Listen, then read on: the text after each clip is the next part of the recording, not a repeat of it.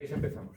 Venga. Bueno, pues buenas tardes, bienvenidos a Librería Editorial Librería Tercios Viejos, a una nueva presentación de el libro de don Víctor, que ya repite por segunda vez.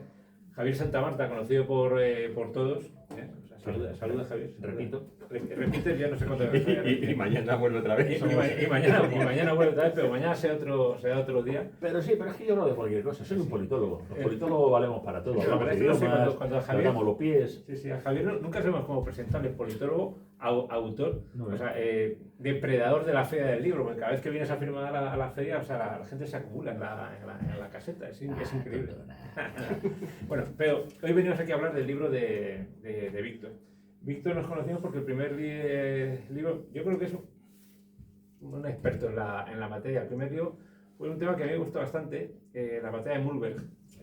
Entonces, pues bueno, eso lo presenté aquí hace... Mi alemán es bastante malo, ¿no?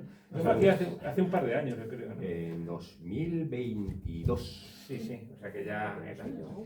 Y bueno, y repite de nuevo con el libro de hoy, que yo no voy obviamente a destripar, o sea, lo que se trata. Qué bonito destripar. Qué bonito. Sí, bueno, algo destripar. No digo la palabra destripar, que cada día se usa menos. Con eso del spoiler, es que Ah, ya sí, spoiler, sí, el sí, spoiler, el Y spoiler. además que hablando del Duque de Alba es mucho mejor. Sí. Está bien. Perdón. No da puntada sin hilo, ¿eh? Esto es una presentación seria.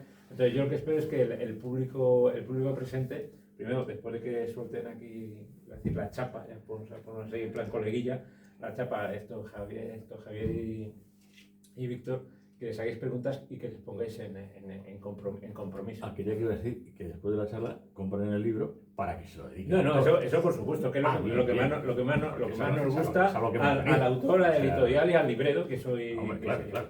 Oye, pues muchísimas gracias por venir a Librería Tercios Viejos y espero que disfrutéis del evento y la presentación. Todo vuestro. Pues muchísimas gracias. Muchísimas gracias. Y siendo como es el autor, el protagonista, pues voy a ser yo quien coja la palabra, porque en total vamos a tener que hablar de él todo el rato, pero al final que voy a ser Es lo que un poco toca. el que le presente, porque efectivamente presentado está, ni el que le dé a conocer, porque ya está más que conocido, aunque yo la primera vez que le conocí, me pareció un sujeto extraño que en la feria del libro estaba con un morreón puesto y yo decía, Dios santo, se nos estamos yendo ya la cabeza, ya los autores vamos cada vez peor, ya no sabemos qué hacer para vender, o sea, y es verdad que, claro, este tipo de novela histórica, que ahora veremos tanto de histórica tiene y cuánto de novela histórica y cuánto de historia novelada, que es el gran problema. Tiene que estar aquí nuestro querido amigo David Yagüe también para ir discutir ese problema que siempre se tiene con los libros. Ahora dentro de nada además también va a venir, sé que esto parece que no tiene que venir a cuento, pero viene a cuento, Gladiator 2, donde ya la gente ha empezado a estar histérica porque están tomando café, a no sé qué, el rinoceronte que había era de 2 cuernos y realmente el que había era de 1 cuerno. Es una puñetera película, pero queremos relajarnos. No, hemos olvidado relajarnos a la hora de leer un libro. O sea, yo, es verdad, y Mühlberg lo conocí, me lo dedicó, y yo digo, venga, tiene que estar loco, o sea, porque para hacer esto y además una cosa sobre Mühlberg, porque es verdad que cada vez sí hay más cosas sobre nuestra historia, la historia de España, tampoco se puede decir nuestra porque eso entonces es, ay, por Dios, estamos todos locos. Porque ellos no eran los que éramos nosotros y tampoco se puede hacer ese tipo de cosa que es positivismo histórico, pero siempre lo hemos dicho, ay, qué buena novela saldría de este personaje, hoy con los personajes que tenemos, qué buenas series haríamos, no las hagamos, porque hacemos unas mierdas que encima para colmo las hacemos siempre, si no son negro legendarias, son negro castañales, porque sobre todo lo que son es aburridas. Porque, insisto, a mí hay una, por citar dos, una que es Jungle Cruise, como se nota que he estudiado, en la que con The Rock, además, luego está ahí, el protagonista, que es un conquistador español, y diciendo, es muy negro legendaria. Hombre, vamos a ver, el resto de conquistadores que salen han muerto hace 400 años y son fantasmas. Es una película.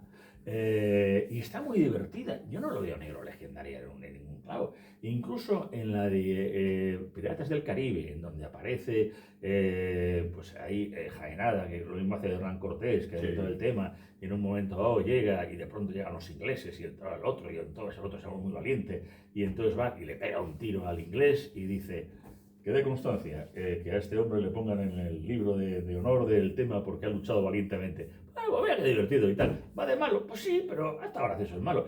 ¿Qué más da? Me refiero, a veces nos ponemos muy pesados con lo riguroso que tiene que tener un libro. Es verdad que, claro, este hombre nos va a inventar sobre un personaje que, de tantos que hemos hablado, hablar sobre el Gran Duque de Alba hay que echarle muchas narices. ¿Por qué? Porque es verdad que él, aquí, este señor, mira, a ver, lo ha sacado guapo. Miren ustedes que bueno lo ha sacado, con su bengala, sus cosas y tal. Bueno, todos sabemos que el Duque de Alba lo que se comía era a los niños, se comía a los estos muertos y era lo que se tenía. Entonces, claro, es un personaje poliédrico. Es un personaje, ¿verdad? O sea, es un personaje diciendo, es bueno, es malo. Es que los personajes, la gracia, y cuanto más... ¿por qué nos ha gustado a todos? Vamos a hacer una cita clásica, Darth Vader. Porque era un malo poliédrico. El mejor malo. El mejor malo que ha habido. Resultó bueno. Con el teniente Landa. Con el coronel. Claro. Entonces, claro, hablar sobre el Duque de Alba es jugártela mucho. Hay mucho escrito por él, aunque no tanto, los Fernández Álvarez, algunas historias pues, de hispanistas que están ahí, pero hay mucho tópico. Pero al mismo tiempo te permite también un personaje que no nos damos cuenta de que su historia es mucho más de lo que es Flandes. Su historia es de un personaje que ha estado para Carlos I, para Carlos V y para Felipe II. O sea, para los que se llaman los Austrias, para los dos. O sea, y que ha estado en los mayores puestos y que ha estado como gobernante en varios de casi todos los reinos, menos América, o sea, le tocó todos los sitios. Y que incluso cuando está ya dejado de la mano de Dios y es un vejestorio, vamos, más mayor que yo incluso, y que ya está el tema, va Felipe II diciendo: mira, ya si eso, ¿por qué no vienes y me tomas Portugal? Porque si no eres tú, porque fue uno de los grandes militares. Y curiosamente siempre hablamos de Gonzalo Fernández de Córdoba, pero parece que el Duque de Alba pues no era un militar, no era un estratega, no era un tema. Entonces, primera pregunta que te voy a hacer para que hable un poco el autor, que tontería, ya que está aquí. Otra vez. Porque del libro no quiero hablar, porque es tontería, lo que quiero es que se lo lea, coño. O sea, hablar del libro es una cosa absurda. Pero, ¿cómo te enfrentas a un personaje de ese calibre, de esa poliedria, con esa vida que la mayoría, la verdad, no conocemos? Porque es verdad que es un personaje que todos, sí, conocemos, más bien reconocemos, pero que no sabemos su vida. Hay que echarle de primeras bastantes narices. Buenas tardes a todos y muchas gracias por asistir a esta charla y sobre todo por estar presentes en una presentación como la de Hambre de Gloria. Y como dice Javi Santa Marta, vamos a hablar del Duque de Alba. Pues el Duque de Alba es un personaje que ya conocí. Que ya conocía porque es uno de los protagonistas de Mühlberg. Claro. Y esto viene porque, nada más acabar Mühlberg, mi querida editora y amiga Penélope Acero me dice: oye, ¿y por qué no le metes mano al Duque de Alba? ¿Por qué no haces una novela sobre el Duque de Alba? Solamente sobre el Duque de Alba. A ver qué se te ocurre. Claro, dices, ostras, empiezas a tener un par de biografías en casa. Tengo, por ejemplo, la de Malvi, que para mí es la mejor. Y dices, ostras, Flandes no, cállate. Flandes es un avispero y ahí no me quiero meter porque aquello, vete tú a saber cómo salvó. Los primeros inicios en Fuenterrabía, allí, tal y cual, con 17, 19 años, también estuve manejando Viena, apoyando a Carlos V, con Solimán el Magnífico allí contra las puertas, allí asediando y tal. Pero dije, digo, ostras, y ese Duque de Alba totalmente desterrado, olvidado por su rey en un castillo perdido de la mano de Dios en Uceda, sin que nadie se acuerde de él, y que de pronto Felipe II, que ve que las negociaciones políticas para intentar ser rey de Portugal no avanzan, y dice al Duque de Alba, a pesar de sus reticencias, hijo mío, tira para Badajoz, que hay unos 20 y tantos mil soldados que te están esperando, y confío en ti, en tu buen hacer y en tu tino, y aquí paz y después gloria. y de esa tesitura salió Hambre de Gloria, y es simplemente eso, es una continuación de un personaje que es fascinante.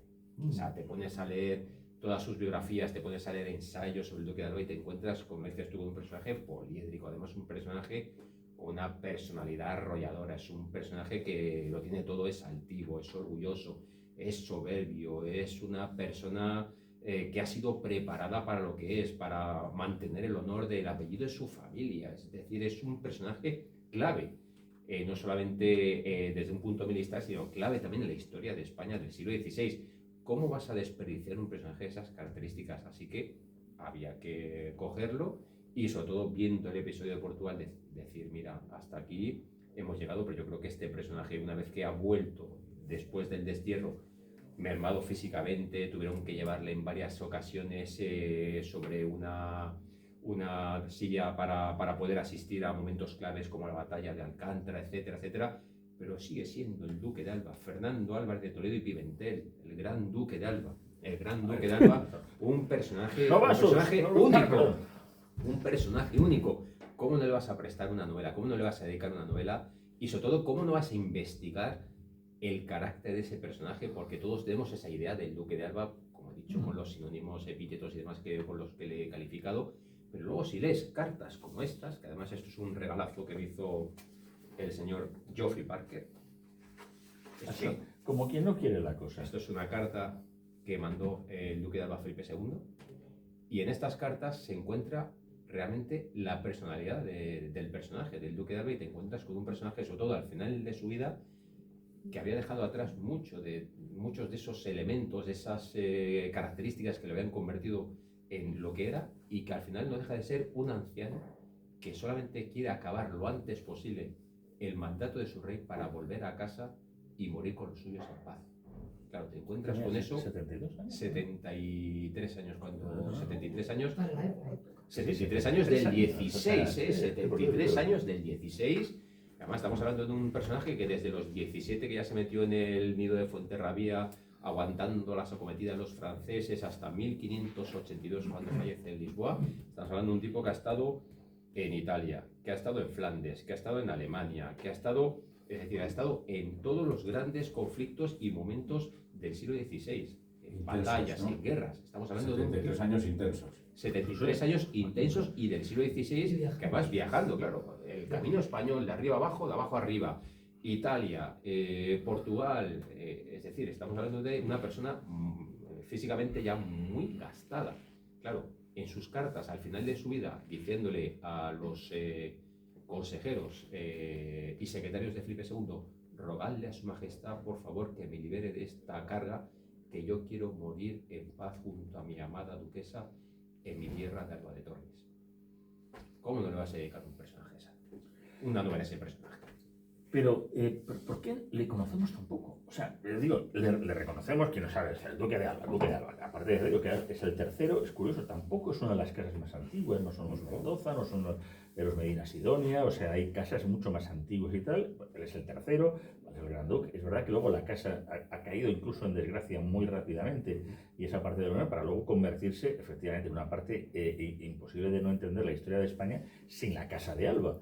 Pero en aquel momento dado, la Casa de Alba es de 1400, muy poquito, o sea, que es que no tiene tanta historia, o sea, no puede parecer, te digo, tenía muchísimo antes, vamos, lo vemos eso, efectivamente, tanto los Mendoza como, con unas fuerzas que los propios reyes católicos tienen que parar, porque se pueden encontrar, efectivamente, que claro, tienen más capacidad, ejércitos y demás, que ellos mismos.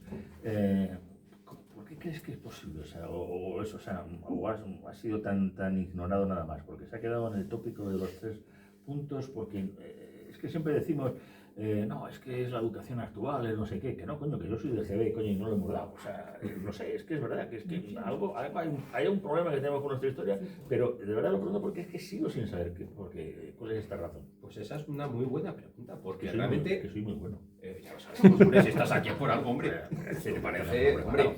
Pero es eso, realmente es una figura tan atractiva, es un imán, o sea, el Duque de Alba es un imán, y además es que no puedes decir que no a esa vida tan intensa, a ese personaje, aparte de militar, un diplomático de altura, estuvo con Felipe II en Inglaterra, es decir, que estamos hablando de una figura clave y de una familia, que además es eso, que realmente es el tercero. Su padre murió en 1509, 1510 en el norte de África, y quien realmente instruyó al nieto fue el abuelo, don Fadrique.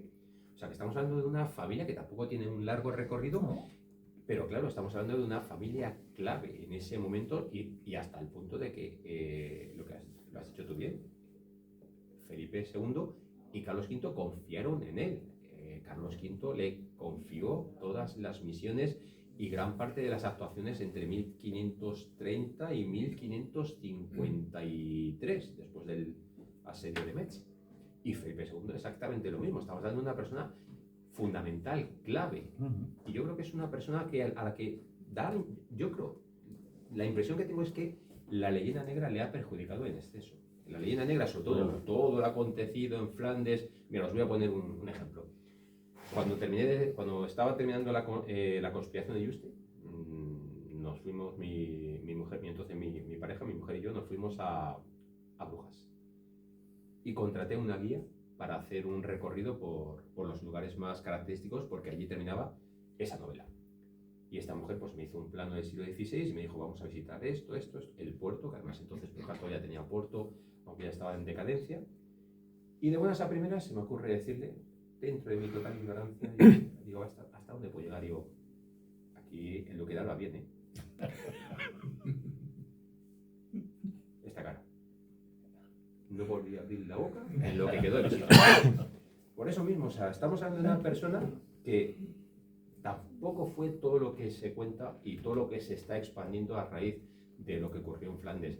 La leyenda negra le ha perjudicado muchísimo, pero yo creo que es un personaje del que todavía no se ha estudiado todo. Es más, Geoffrey Parker me lo decía, quedan muchísimos documentos por analizar todavía relacionados con la actividad política y militar del Duque de Alba, y posiblemente nos encontremos con cosas que pueden cambiar la idea y el concepto que tenemos del personaje. Ojo, tanto para bien como para mal. Pero todavía queda bastante por investigar y todavía queda mucho por conocer de un personaje que yo creo que es fundamental, y sobre todo es un personaje que todavía tiene mucho que hablar y mucho que contar. Y una faceta personal, porque parece que siempre está eso, el militar, el político, el gobernante, pero ¿y el hombre?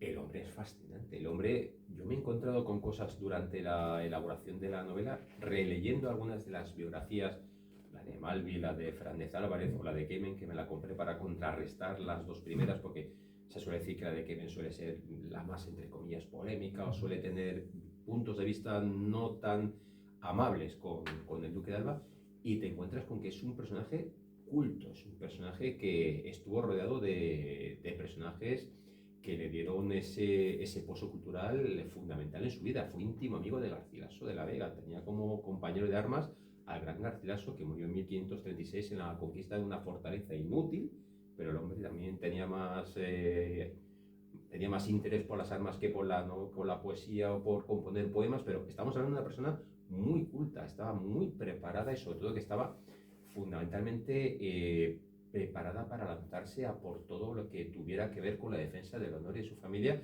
teniendo armas para luchar por ello.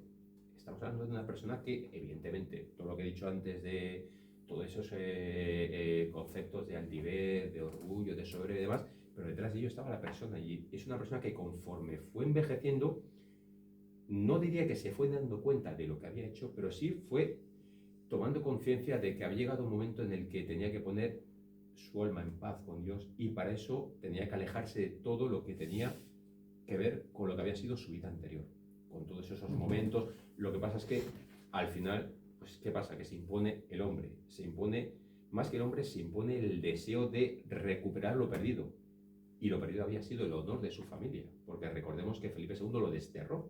Claro, ¿cómo va a morir ese hombre desterrado y encima con el honor de su familia mancillado, el honor de los Alba? Aun sabiendo que no está, como se podría decir ahora, para muchas coplas, pero se impuso el hombre, se impuso el ser racional por encima del ser con la idea de permanecer junto a los suyos y morir en paz a pesar de los pesares. Por lo tanto, estamos con un hombre que llega a un momento al final de su vida que dice, si hay que elegir, prefiero que los que vengan detrás de mí mantengan lo que a mí se me ha dado, que es el honor de mi familia,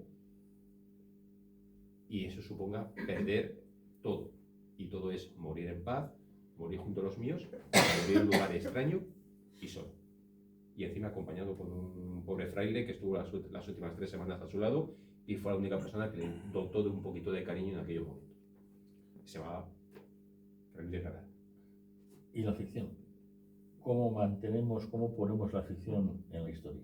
Ay, la ficción te lo pasas de vicio. Vamos, esto es lo mejor. O sea, realmente estábamos hablando antes de lo que decías tú, ¿novela histórica o historia novelada?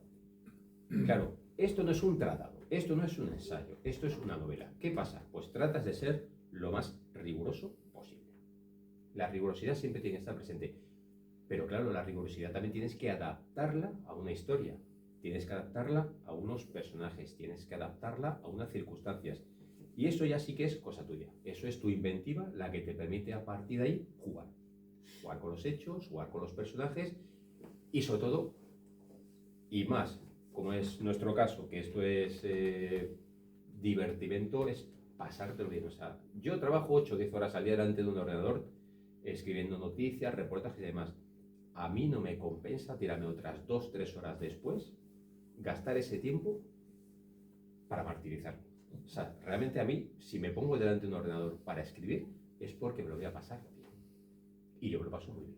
O sea, yo reconozco que escribiendo me lo paso, iba a decir una barbaridad, me lo paso fantásticamente bien. ¿Por qué? Tú contas de llevar la contraria a Pérez Reverte, que siempre hace esa cosa diciendo que él sufre, lo pasa fatal. Yo me lo paso en grande.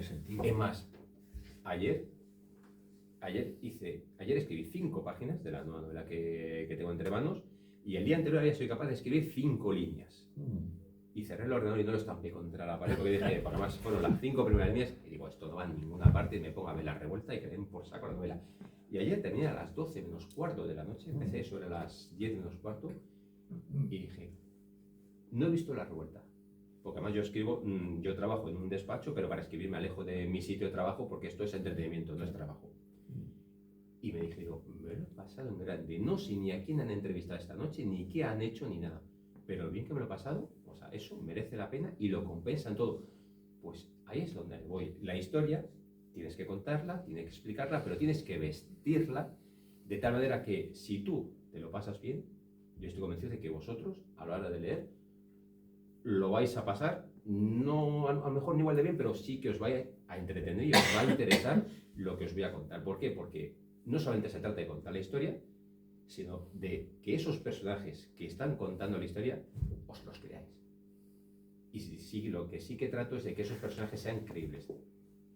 Que esos personajes os metéis en su piel y que viváis las aventuras que viven ellos. No solamente el Duque de Alba, sino también Felipe II, Íñigo Álvarez, Inés Arias. O sea, esos personajes que están ahí tienen que haceros sentir, tienen que haceros vivir. Y si vosotros vivís la novela, yo doy palmas con las orejas y no saco a hombro ni os paseo por aquí por vergüenza. Luego es el personaje que más te ha costado. El Duque. El Duque. ¿Por qué? Porque el Duque es un personaje muy complicado en el sentido de que tienes un montón de documentación. He llegado a acumular, no os exagero, una pila así de documentación entre ensayos, libros y bibliografía.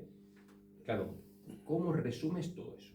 ¿O cómo tratas de moldear todo eso en un personaje que a lo largo de la novela también va evolucionando? Porque tenemos un hombre que acepta encantado y tiene ahí una trifulca con su esposa, la duquesa, porque la deja abandonada a camino de Tormes y él se marcha para Badajoz a encabezar el ejército.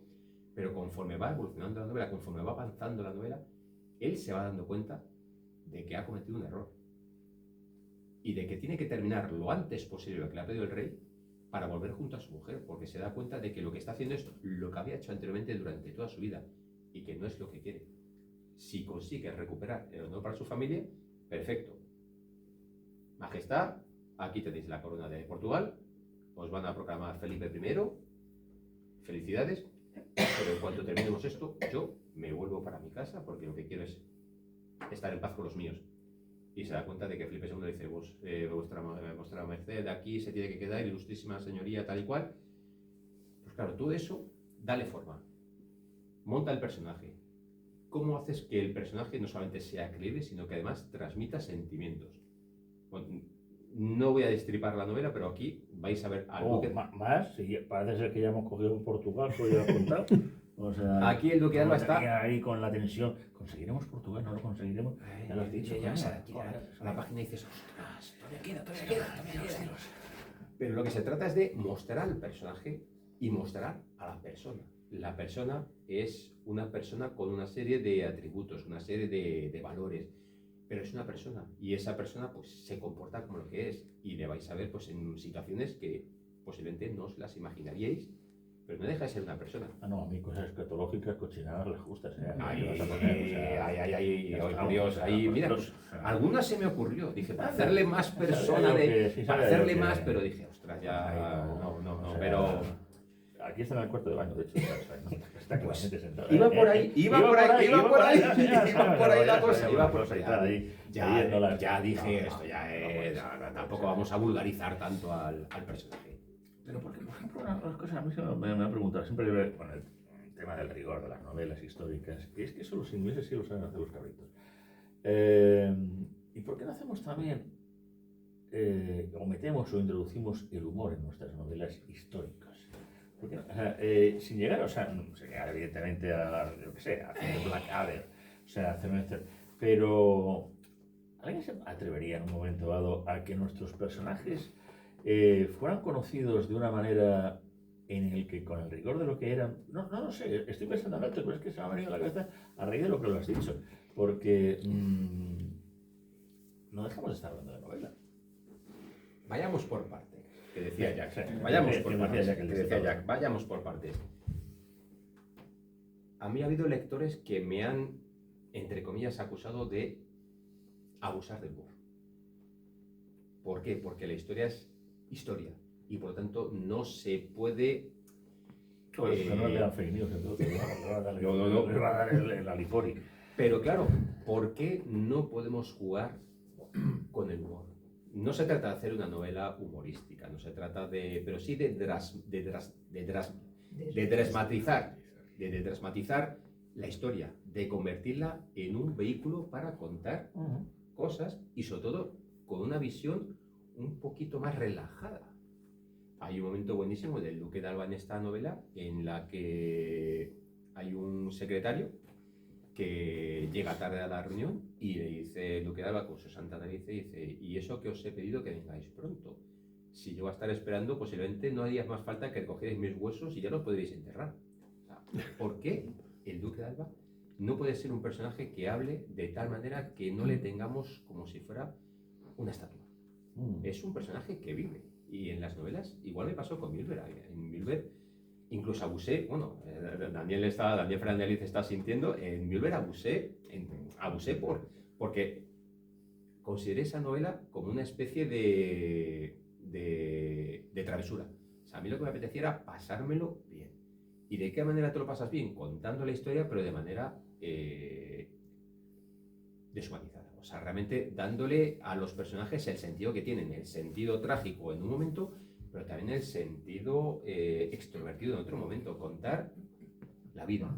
Y la vida tiene humor, la vida tiene momentos para reír, para llorar, pero también tiene momentos para reír. Con esta novela pasa exactamente lo mismo. Yo creo que a la novela histórica le hace falta un poquito más de humor, de darle más realce a la vida diaria y a contar las cosas de una manera menos dramática, a vivir los personajes y las aventuras y la propia historia, pero sin necesidad de que sea una tragedia continua, sino que esto sea un poquito más, no voy a hacer alegre, pero sí que sea un poquito más atractivo y que te permita meterte mucho más en la historia. Evidentemente, lo que no vas a poder hacer es convencer a ese tipo de lector al que le gusta la novela histórica canónica y que a lo mejor pues esto lo considera una herejía.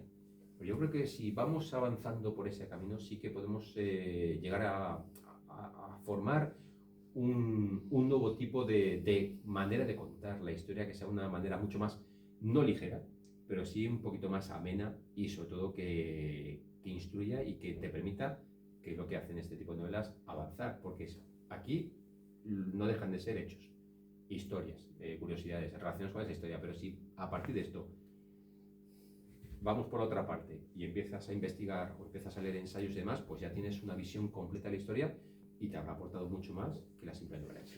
Pues decías eso, por ejemplo, la forma en que en el siglo XVI o XVII, posteriormente también, se utiliza a los personajes supletorios o complementarios que se lo utilizan desde tanto en el Siglo de Oro o el propio Shakespeare, a jugar un poco con los Falstaff o con los Chuti que pueden estar en un momento dado, dando ese punto que el personaje principal no puede hacer.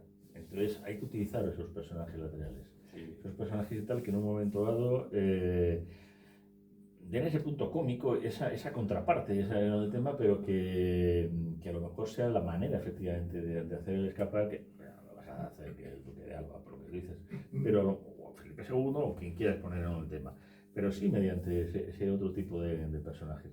Personajes que además, y tú me lo dijiste un día, cuando además son en esos personajes, que son los que son de ficción pura y dura, para colmo cobran vida y hacen cosas que el autor no quiere que hagan. Eso fue lo que hablamos el día de la visita del tren de Santa Marta, porque es que yo y muchos más autores que conozco también les pasa lo mismo. Yo tengo peloteras con mis personajes. Yo tengo auténticos... Sí, no, yo tengo auténticas peloteras con mis personajes. Es normal, está medicado, no se preocupe. Ahora me tomo la pastillita, luego me tomo la pastillita. Tengo peloteras con mis personajes porque hay algunos que tú lo planteas sobre el papel, empiezas a hacer la estructura, vas por escenas, capítulos, este va a aparecer aquí, este otro lo voy a llevar hasta aquí, este voy a llevarlo hasta aquí, pero aquí se queda. Hay personajes que no, que dicen que no están de acuerdo con el protagonismo que les has dado, que en absoluto se piensan rendir, sino que piensan desafiarte y seguir adelante. ¿Por qué? Porque se consideran lo suficientemente importantes como para tener más protagonismo del que tú les has dado. Y ahora diréis, este tiene una pedrada en la cabeza brutal. Pues no la tengo. Y el personaje... El litio viene bien para estas cosas. Hay un personaje en esta novela que es Inés Arias, que en la estructura inicial, en el boceto de la novela, aparecía en 3 líneas. 1, 2 y 3. Además, es un capítulo en el que, en la dehesa de Cantillana, allí cuando están reunidos todos los soldados esperando el momento para entrar en territorio portugués, uno de los personajes, Íñigo Álvarez, se cruza con ella y esa iba a ser toda su intervención en la novela. 3 líneas. Además, es un diálogo, 2 líneas de diálogo, 3 líneas.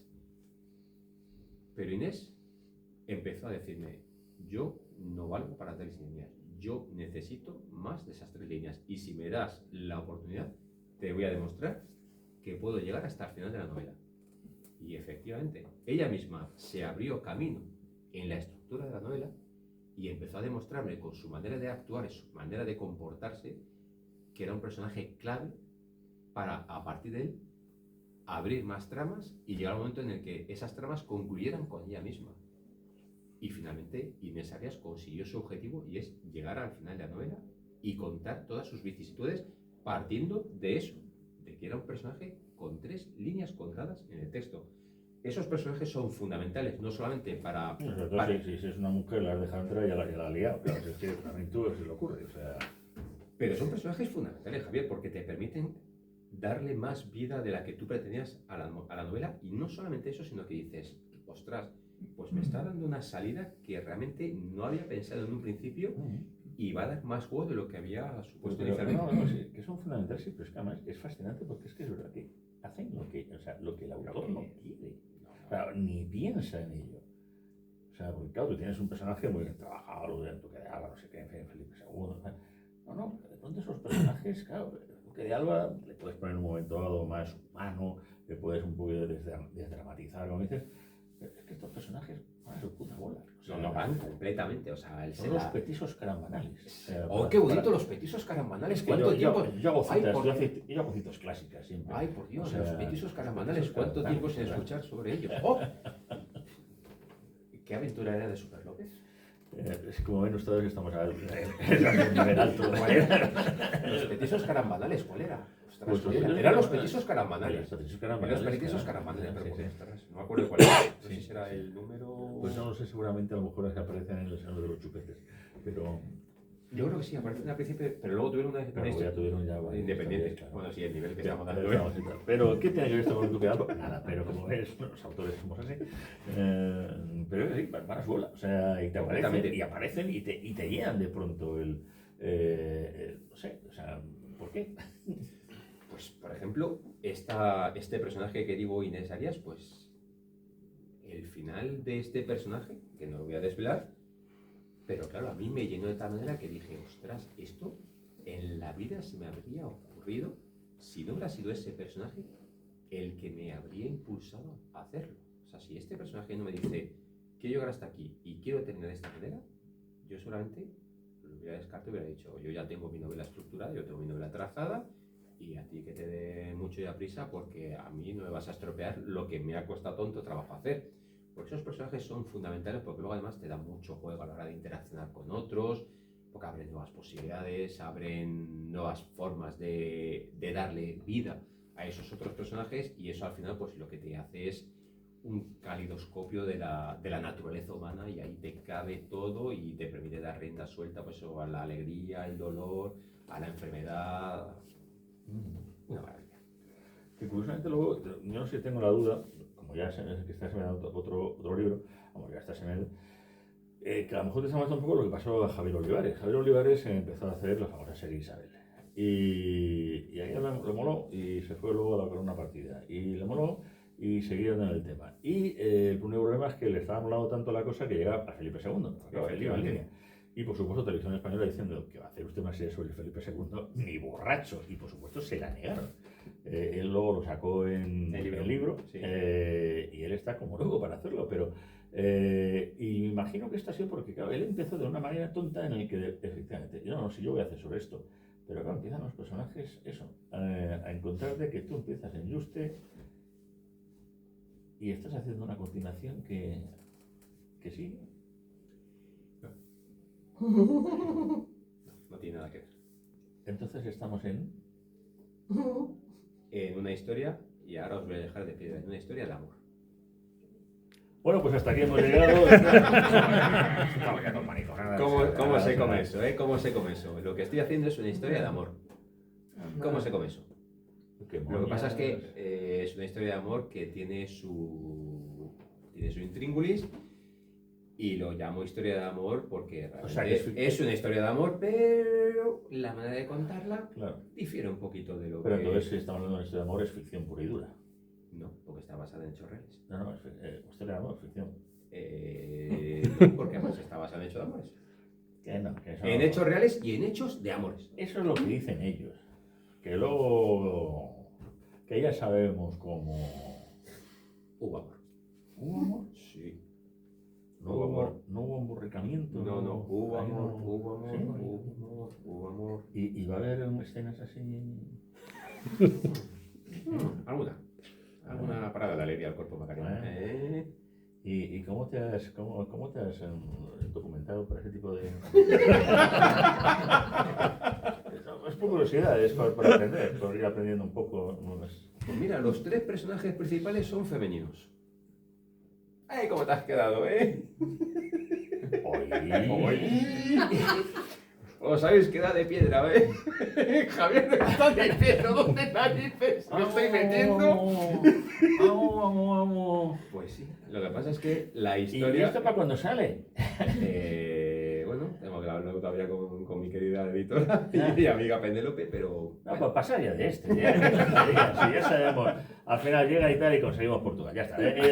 Y de lo otro entonces hemos dicho que... Va a estar divertida. No, ya veo, ya. Va a estar muy divertida y sobre todo va a contar cosas que conocemos, pero el intríngulis no lo conocemos tanto. Eso es el emérito de Bárbara Rey, macho. El emérito de Bárbara Rey.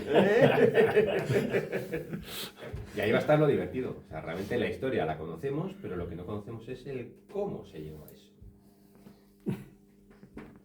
A mí me han dicho que sí, No, a mí me han dicho que sí. Me han dicho que sí, 3 mujeres, estás tú loco. No, digo la novela. A mí me han dicho que sí. Que la novela va adelante. No, bien. O sea, Me han dicho que la novela va adelante. ¿Y tiene título y esas cosas? No, fíjate, estoy escribiendo y en el título pone novela. Y no, coña, en el título pone novela. Mira, Camilo José Cela no podía empezar una novela si no tenía el título. Tenía que tener el título bien, si no podía. Estás hablando de Don Camilo era... Pero que cada uno... Don Camilo... Oye, y Hemingway escribía de pie y desnudo. Ya, también. ¿Tú cómo escribes? Pues mira, solo escribí sentado y vestido. También para esta novela que viene ahora. También. Es que hay que No. amoldarse a la situación. Sí, pero que no lo mismo escribir sobre el gran duque de Alba que sobre lo que se viene ahora. No me diga usted que no es lo mismo ponerse en... Pues mira, muchas de las cosas que estoy contando en la novela me surgieron del Duque. ¿Lo ves como hay hilo? ¿Lo ves como hay hilo? Lo que pasa es no? que hay que ¿Lo ves saber, como hay hilo? pero no sale el Duque de Alba. No, claro, ya me lo han matado. Claro. O sea, No, pero lo bueno que tiene esto... 73 años y con 3, hombre, que es el duque de Querido. el conde Drácula, ¿no? Es el duque de Alba. Querido, lo bueno que tiene esto es que puedes volver atrás en el tiempo y decir, mira, No, amigo. aquí lo recupero. ¿Y por qué no lo recupero en este capitulito de su vida que allí con la molinera, con el hijo de la hija de la molinera? La hija de la molinera es donde vive su hijo Fernando, por ejemplo. Es ese capitulillo, ese desliz que tuvo con la hija del molinero. ¿Quién más que menos? Y la familia va cogiendo a don Hernando, que luego se convirtió en prior y en el hijo que siempre quiso tener el duque. ¿Eh? Preguntas, porque esto se está poniendo, yo me estoy poniendo huevo. Y seguro que habrá algunas preguntas, algunas dudas, algunos comentarios que se le puedan hacer al autor, aprovechando antes de que empiece a firmar. Guillermo levanta el dedo. Sí, yo tengo una pregunta curiosa, de curiosidad. La Casa de Alba supongo que tendrá tiene un archivo enorme, pero yo no sé si de esta parte de la historia tiene archivo y te han dejado consultarlo. No, primero porque para lo que necesito tampoco había que... Para mí, mis alforjas se llenaban pronto. Lo bueno que tiene es que, por ejemplo, la biografía de William Malby está escrita gracias a los archivos de la Casa de Alba. Entonces, claro, ¿para qué...? Y las fuentes primarias cuando tienes una obra. Exacto, ¿para qué molestar o para qué pegarte la paliza si realmente lo que necesitas para escribir una novela lo tienes en esa obra? Que por cierto, para mi gusto es la mejor sobre el Duque de Alba. Perfecto. ¿Y no va a haber demanda por parte de la Casa de Alba? No, además estuvo... le dieron a Malví. No, pero digo por tu novela. No creo, ¿no? Que es tonto, que eso sube la venta. O sea, Mañana indagamos, a ver cómo podemos darle aquí... No, decir alguna cosa. Mañana indagamos. Daniel. Yo tengo una pregunta, pero antes de la pregunta, como has hablado antes de Mulder y de la novela histórica, el humor en la novela histórica, a mí es una de las cosas que me pareció más impresionantes y que más me gustó de Mulder, el tono en el que está escrito. El que, pues evidentemente un personaje del siglo XVII no va a decir un amigo, un admirador, un esclavo, un siervo, pero a mí me parece que tiene su gracia y el personaje de la mujer, no me acuerdo cómo se llama, la que le manda al marido, le dice, Cornelia. Tú, vete, te han robado los caballos, vete a buscarlos, pero que están aquí dos ejércitos matándose, me da igual, no vuelvas a casa hasta que no encuentres a los dos caballos. O sea, ahí me parece estupendo el añadir ese tono humorístico, aunque evidentemente también hay escenas muy duras y momentos muy duros, pero yo creo que está muy bien.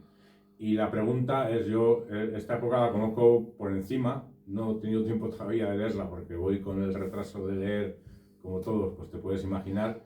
Y la pregunta era sobre otro personaje fundamental en esa consecución de la corona de Portugal para Felipe II, que era Álvaro de Bazán. Un poco, ¿cómo se repartieron la tortilla entre el ejército de tierra y el naval? Y si llegaron a interactuar el duque de Alba y Álvaro de Bazán y cómo se llevaban, si interactuaron. Por lo que he leído en cartas como esta que me ofreció de manera desinteresada el señor Parker, tuvieron una relación bastante amistosa. Además, se encontraron en diversas ocasiones. En la novela, además, cuento una de esas, sobre todo cuando ya, una vez que se ha conquistado Setúbal, la armada ya puede atracar en Puerto Seguro para comenzar a perfilar de qué manera se va a entrar en Lisboa. Y la relación que tuvieron fue muy buena. Además, ahí los papeles estaban claramente diferenciados. La armada, don Álvaro de Bazán; la infantería, don Fernando Abreu de Toledo. O sea, realmente lo único que hicieron fue aunar fuerzas con el mismo objetivo, que era conseguir el trono de Portugal entrando en Lisboa, conquistando la capital y venciendo toda resistencia por parte del Priorato, y a partir de ahí anchas Castilla para que Felipe II fuera coronado como rey. Lo que tengo muchísimas ganas es de leer las novelas de Julio Alexander, que lo tengo ahí, de Julio Alexander, lo tengo ahí pendiente. Yo he leído la primera, que es precisamente el principio de esa parte. Que además lo estuvimos hablando en Novela, le dije, tengo muchísimas ganas porque yo realmente aquí en Hambre y Gloria la figura de Álvaro de Bazán la toco de manera muy tangencial, porque realmente Álvaro de Bazán fue una figura que le permitió a Fernando de Toledo acometer la conquista de Lisboa de manera directa, pero que no deja de ser un accesorio. Para mí Álvaro de Bazán es un accesorio, mientras que para Julio Álvaro de Bazán es el protagonista. O sea, realmente lo que quiero es hacerme la idea completa de la figura del Marqués de Santa Cruz para decir, mira, a partir de ahora pues sí que ya tengo una idea definitiva de uno y otro, de qué manera fueron realmente tan claves para conseguir la corona de Portugal. Es el que edificia además la cantidad de personajes de esa época, que claro, es un nivel de...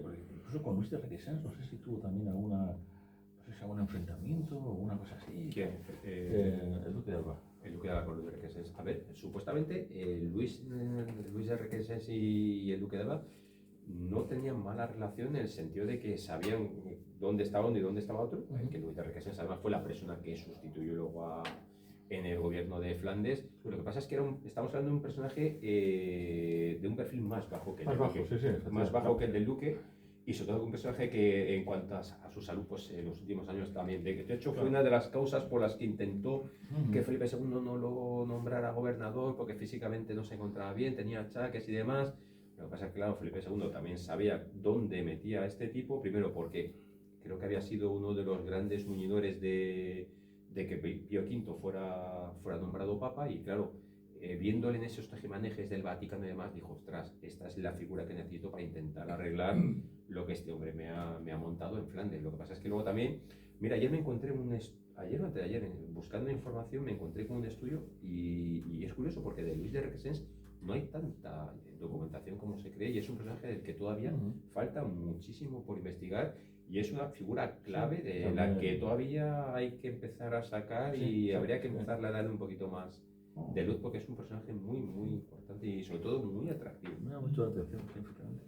Era catalán, a ver si al acabar ahí se cabrean estos que están ahí muy... No, pero es un personaje que ya digo que me encontré con este estudio y por curiosidad, porque a ver, es lo típico, cuando vas investigando vas cogiendo documentación de todo tipo y la vas acumulando, la vas guardando, porque nunca sabes cuándo te va a hacer falta. Pero por curiosidad me puse a leer. Además es un ensayo, bueno, es un documento de unas 15-20 páginas, y realmente llegas a esa conclusión que todavía hay muchas fuentes documentales que citan a Luis de Requesens, pero que no profundizan en él. Por lo tanto, ahí sí que hay otra vía para investigar. Yo tengo una pregunta, que a mí siempre me han gustado los malos malísimos que en algunas novelas tuyas, pues, el inquisidor, aquel maléfico casi de la primera, Fray Bernardo de Guzmán.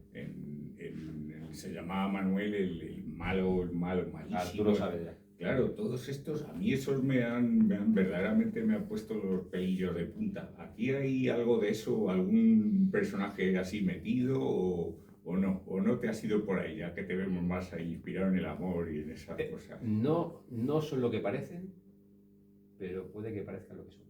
Ajá. Sí. Está ahí. Chan, chan, chan. Entre la niebla está. Ahí lo dejo. Muy bien.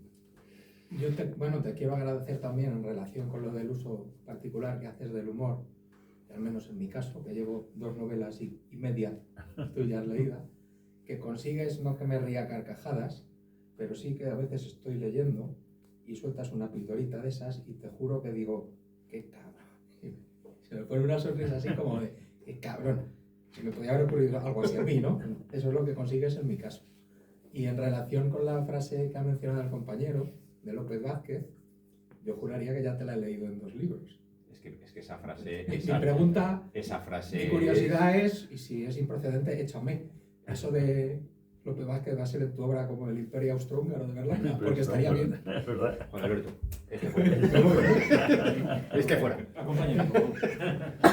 No, lo que pasa es que es una frase. Es que es muy bueno. Es que aquí una mirada de un amigo, un siervo, un esclavo, esa frase es la frase. Es que esa es la frase, o sea, realmente. La pena Es es que, que nuevas generaciones no se van a enterar. claro, o sea, realmente ya tampoco conviene abusar de ese tipo de frases. A ver, ahora mismo tengo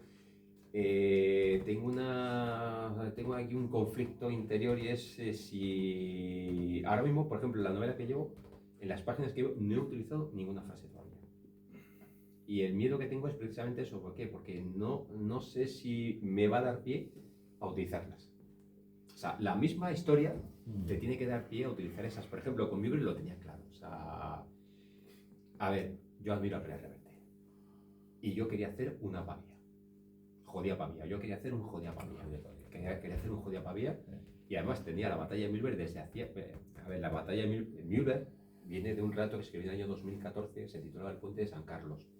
Lo que pasa es que era un relato bastante somero, pero claro, la idea que le presenté en su momento a Penélope era eso.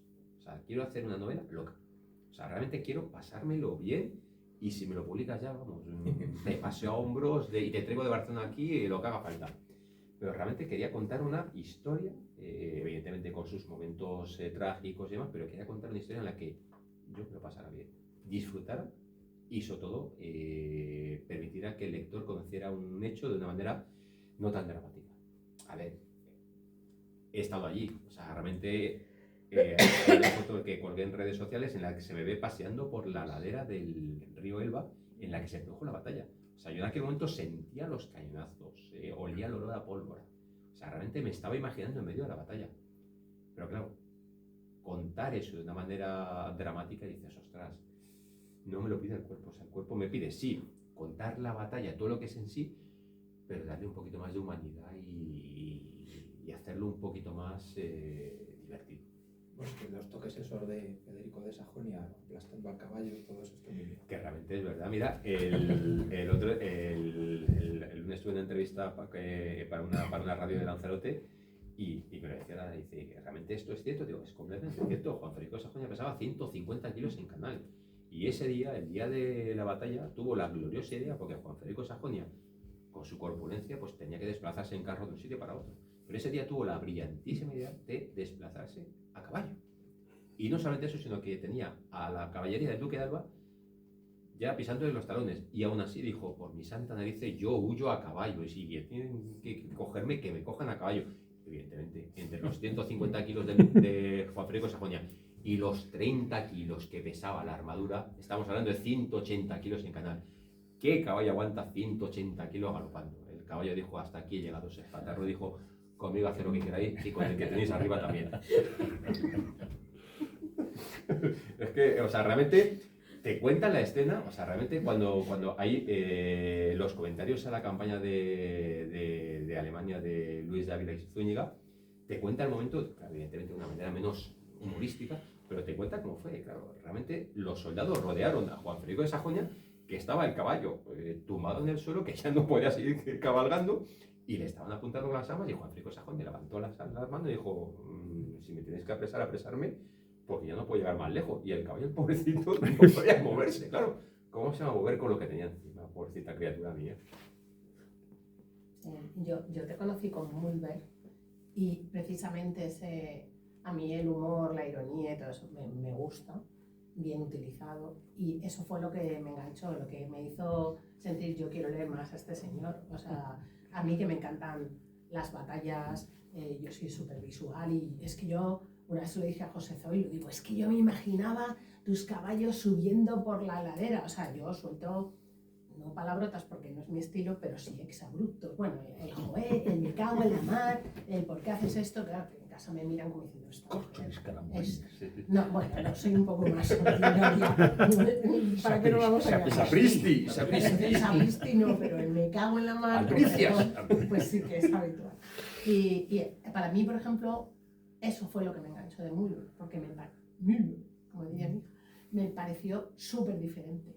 Me pareció que tenía ese plus, ese algo más, y luego esa humanidad del día a día, pues eso, lo de que vete a por los caballos, que a mí que me importa la guerra un pepino, que yo como de esto, no de otras cosas.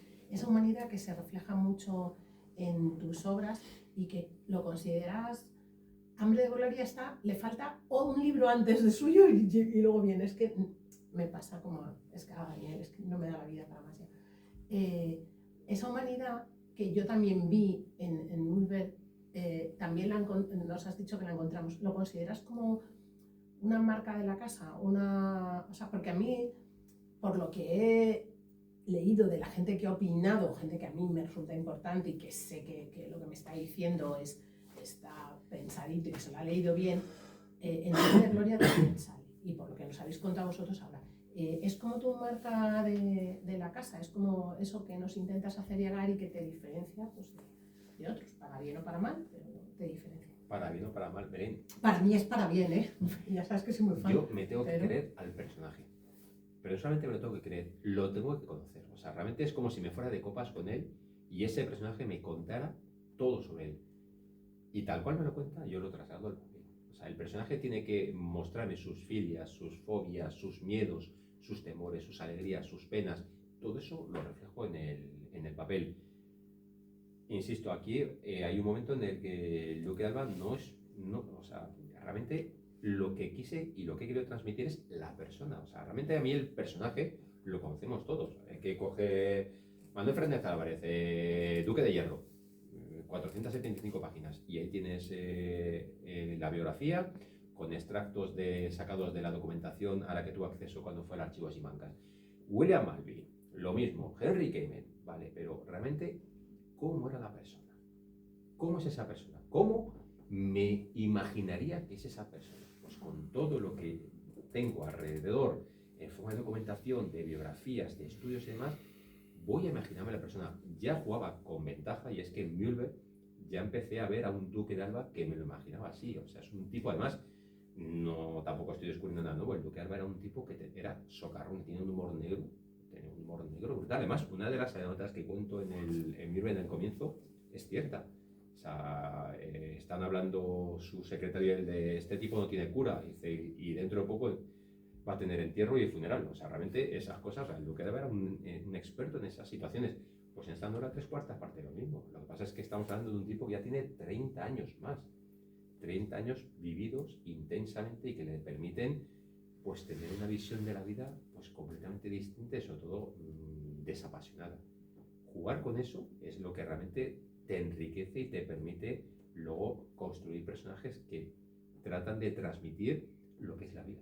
O sea, realmente lo único que haces es contar la vida en forma de personajes. Hay personajes más optimistas, más pesimistas, con una visión completamente distinta, pero sobre todo son personas y como tal tienen que comportarse y como tal las vas a encontrar.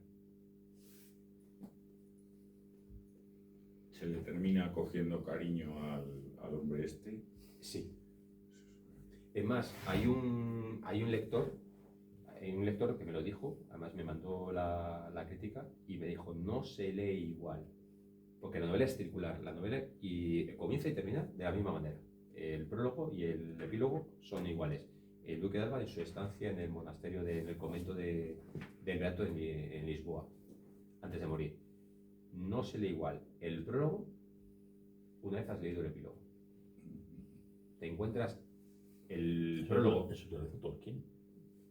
Bueno, pero yo le doy más realce. O sea, realmente te encuentras. Vuelve a la comarca. Vuelve a la comarca, pero te encuentras a un no Duque son de los Alba. mismos jóvenes. No, el Duque de Alba nada más me dijo, dice, no se lee igual el prólogo Qué bueno. cuando lo lees que cuando terminas y lees el epílogo. Oye, y tiene razón. Lo leí y dije, joder, pues es verdad. Pues mira. Digo, no me había dado cuenta. No, pero, y además me dice, oye, muchísimas gracias. Porque, ¿verdad? Y te diciendo, coño, qué bueno soy.